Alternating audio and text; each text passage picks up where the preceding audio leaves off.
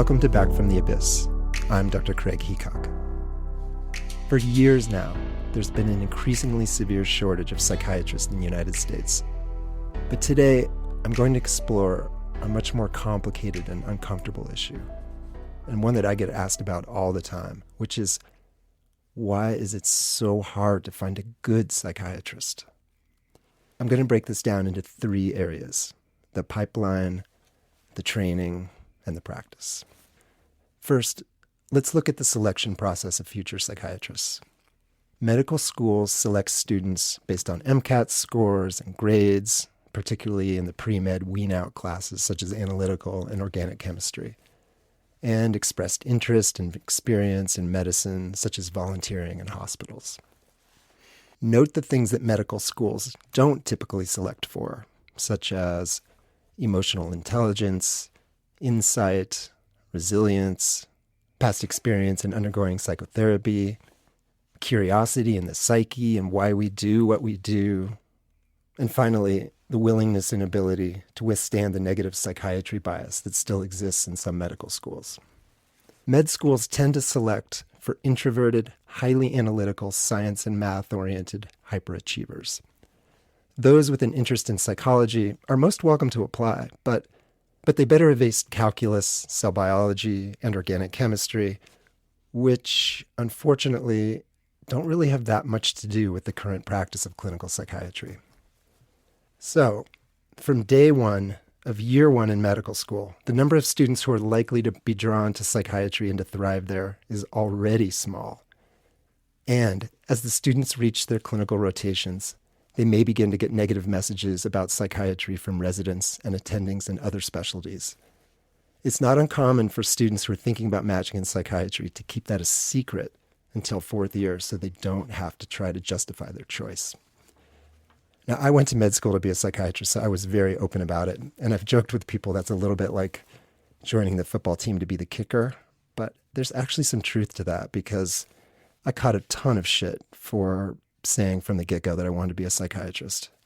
By the time that fourth year interviewing and the match come around, the students who plan to match in psychiatry tend to break down into two small groups.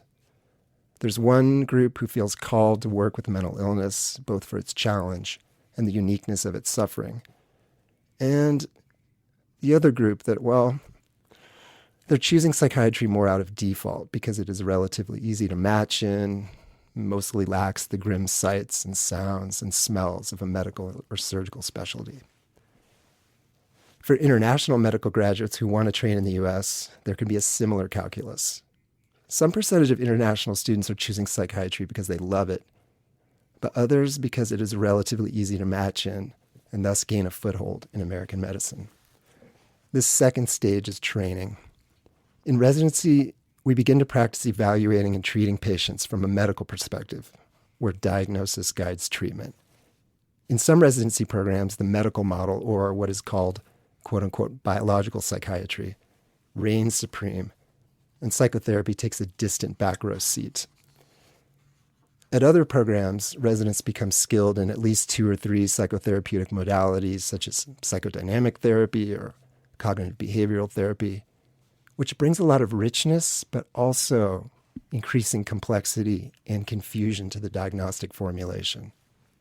For example, a patient might be seen to have, quote-unquote, major depressive disorder in the medical model or biological psychiatry model, but have disordered early childhood attachments in a psychodynamic model and toxic core beliefs in a CBT model. Some psychiatric residents really take to this multi-layered, multi-dimensional approach to psychiatric diagnosis and formulation.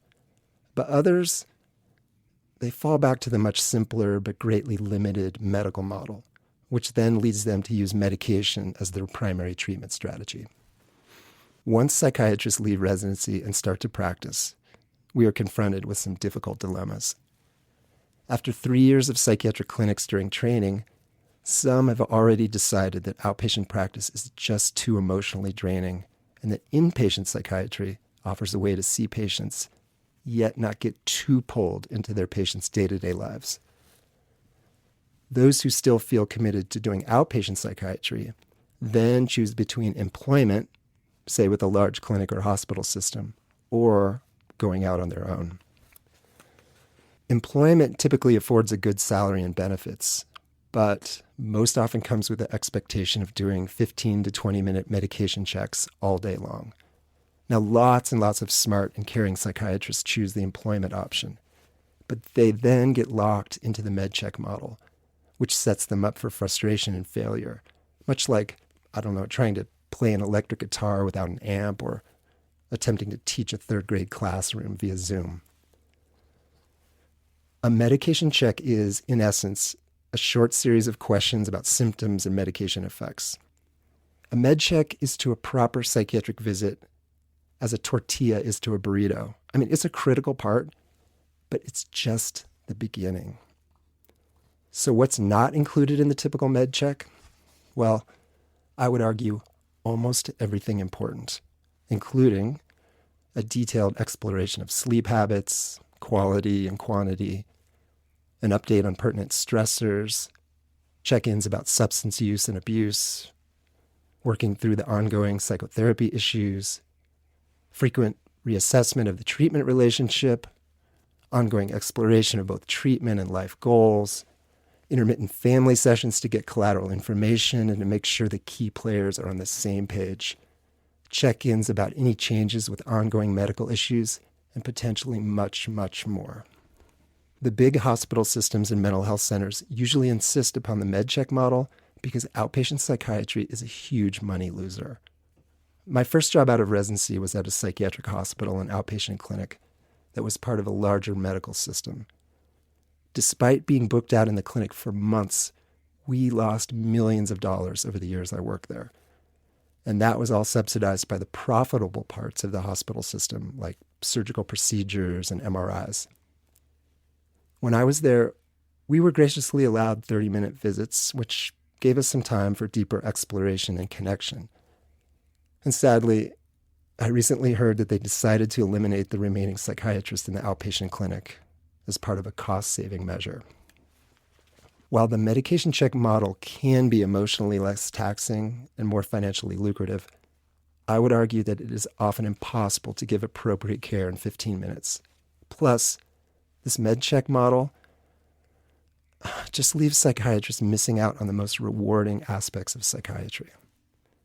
So for the now much diminished number of psychiatrists who choose to go out on their own, each of us must make the painful decision about whether to accept insurance or not.